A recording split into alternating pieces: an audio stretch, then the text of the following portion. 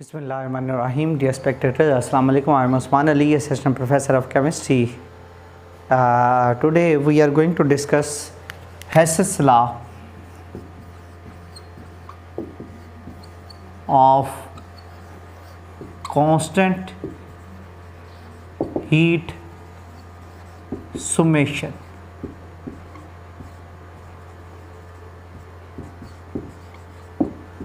But if you are not subscribed my channel, please subscribe my channel, press bell icon so that you can get all of my videos live on YouTube.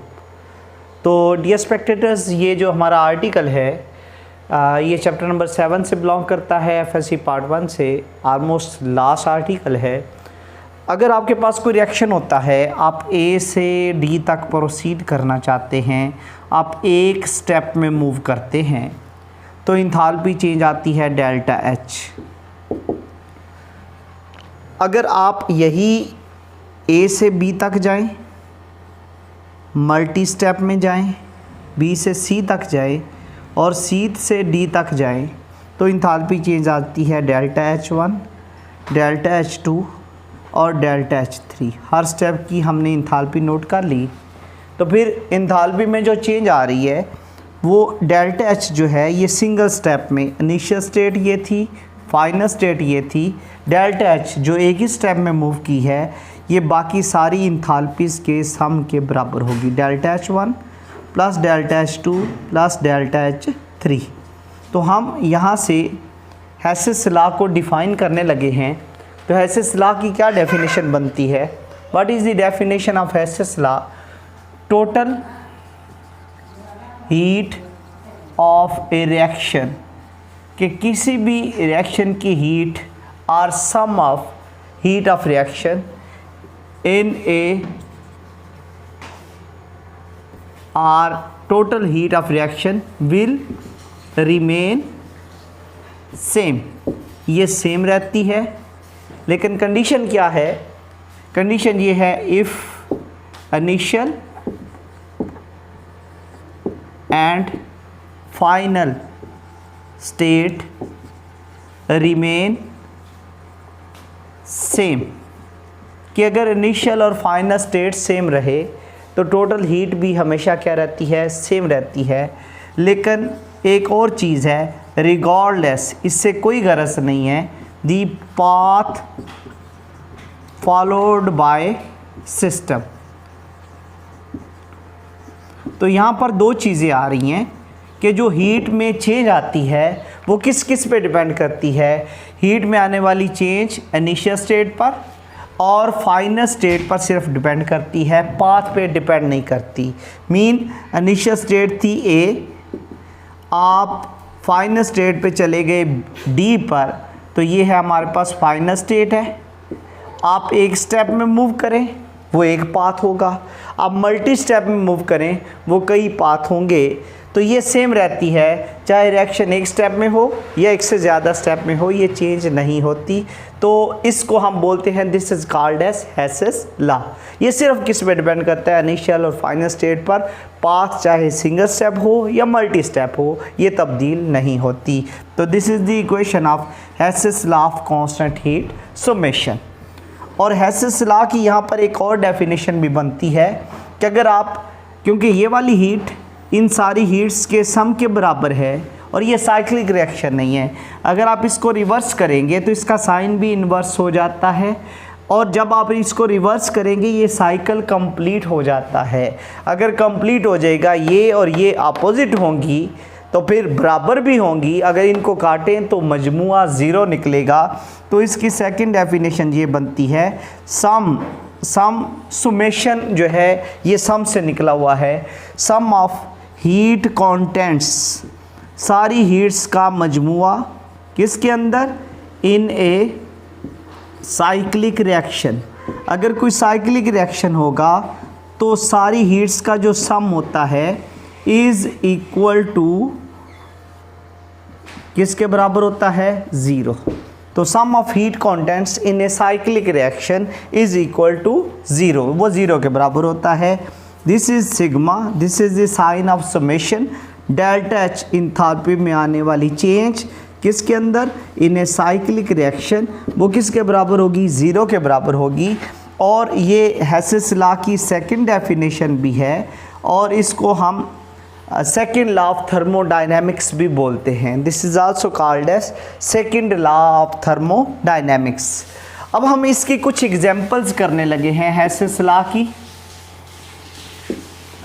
इसकी examples में first of all we will discuss the enthalpy of formation of carbon monoxide. तो carbon monoxide किस तरह से produce होता है, carbon जब oxygen के साथ रिएक्ट करता है तो CO2 बनाता है, कार्बन डाइऑक्साइड बनाता है। तो इसमें जो हीट में चेंज आती है वो डेल्टा H, वो होती है -393.5 किलोजूल पर मोल। इतनी हीट एनर्जी इवॉल्व होती है जब कार्बन से कार्बन डाइऑक्साइड बनता है। ये इसमें इनिशियल स्टेट है और ये इसमें फाइनल स्टेट है। ये है एक स्टेप में रिएक्शन हुआ है। यही अगर आप हाफ ऑक्सीजन यूज़ करेंगे तो हाफ ऑक्सीजन यूज़ करने पर ये कार्बन डाइऑक्साइड नहीं, पहले बनाएगा कार्बन मोनोऑक्साइड, वो डेल्टा H1 होगी। और कार्बन मोनोऑक्साइड जो है वो फर्दर हाफ ऑक्सीजन से रिएक्ट करे तो वो बना देती है कार्बन डाइऑक्साइड, वो डेल्टा H2 होगी। और डेल्टा H2 जो है इसके अंदर होगी -283 किलोजूल पर मोल। हम ये कहते हैं कि ये जो हेसिस लॉ है वो ये कहता है कि ये जो इंथैल्पी है इन दोनों इंथैल्पीज़ के बराबर होगी, क्योंकि दोनों में इनिशियल और फाइनल स्टेट क्या है, सेम है। तो डेल्टा H1 जो है ये, या डेल्टा H बराबर होगी delta H1 plus delta H2 के, तो इन दोनों के सम के बराबर होगी। तो अगर आपने डेल्टा H1 मालूम करनी है, इनफैक्ट डेल्टा H1 है क्या, delta H1 is enthalpy of formation of carbon monoxide, क्योंकि ये वो इंथैल्पी है जिसके नतीजे में कार्बन मोनोऑक्साइड बन रहा है। तो हम ये भी कह सकते हैं फिर डेल्टा H1 किसके बराबर होगी, वो बराबर होगी delta H minus delta H2। तो डेल्टा H किसके बराबर है, -393.5, और ये डेल्टा H2 किसके बराबर है, माइनस इंटू माइनस प्लस हो जाएगा 283 किलोजूल पर मोल। इसको अगर हम इसमें से सब्ट्रैक्ट करेंगे तो हमारे पास आंसर जो आ जाता है वो आता है -110.5 किलोजूल पर मोल।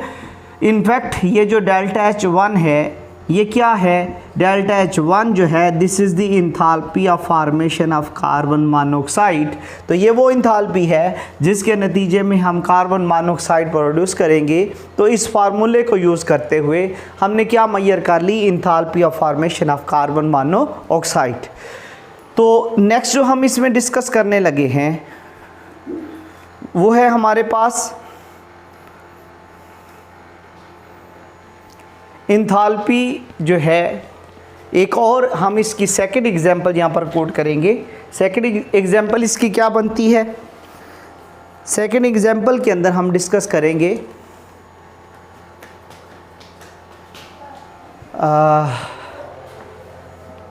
सेकंड एग्जांपल में डियर स्पेक्टेटर्स हम इसके अंदर डिस्कस करेंगे, और वो क्या है, वो है हमारे पास NaOH when react with carbon dioxide it will form sodium carbonate and plus water। ये वाटर बनाएगा और इसकी जो इंथैल्पी होती है -89.08 किलोजूल पर मोल होती है। इतनी हीट एनर्जी इवॉल्व होती है। और सम टाइम ये NaOH जो है ये क्या करता है, NaOH can react with carbon dioxide to form sodium bicarbonate.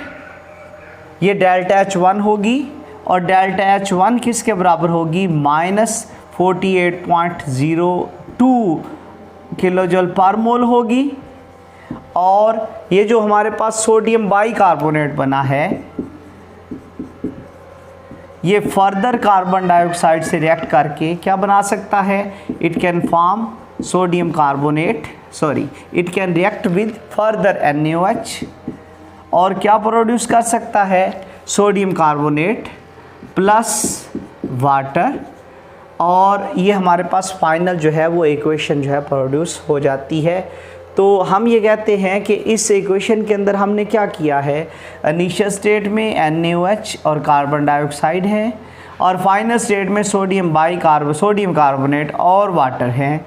तो इनिशियल स्टेट इसकी और इसकी जो डेल्टा H2 होगी वो कितनी होगी, -42.02 कर लें, इसको -48.06 कर लें। तो हेसिस लॉ के मुताबिक वो जो डेल्टा H है ये बराबर होगी delta H1 plus delta H2, इन दोनों के सम के बराबर होगी। और डेल्टा H1 ये किसके बराबर है, -89.08 है, और ये होगी -48.06, और ये होगी -41.02 आ जाएगी। और अगर हम इनको सम अप करेंगे तो इनका जो सम है ये भी -89.08 बन जाता है, और ये भी -89.08 बन जाता है। इसका मतलब है कि लेफ़्ट हैंड साइड और राइट हैंड साइड दोनों बराबर हैं। तो हमने यहाँ से ये कंक्लूड कर लिया कि अगर आपके पास इनिशियल स्टेट और फाइनल स्टेट सेम हो, पाथ सेम ना हो, चाहे रिएक्शन से एक स्टेप में हुआ है या एक से ज़्यादा स्टेप में हुआ है, तो इंथाल्पी हमेशा क्या रहती है, सेम रहती है, ये कभी भी तब्दील नहीं हुई। अब हम इसमें फ़र्दर जो एग्जांपल कोट करने लगे हैं, इसको यूज़ करते हुए हम क्या मेजर कर सकते हैं, इसकी एग्जांपल नंबर 3 यहाँ पर स्टडी करते हैं। और एग्जांपल नंबर 3 क्या है, इसको यूज़ करते हुए हम क्या मेजर कर सकते हैं, enthalpy of formation of carbon tetrachloride. ये कैसे मेजर कर सकते हैं, क्योंकि कभी भी आप मीथेन से कार्बन टेट्राक्लोराइड डायरेक्टली नहीं बना सकते।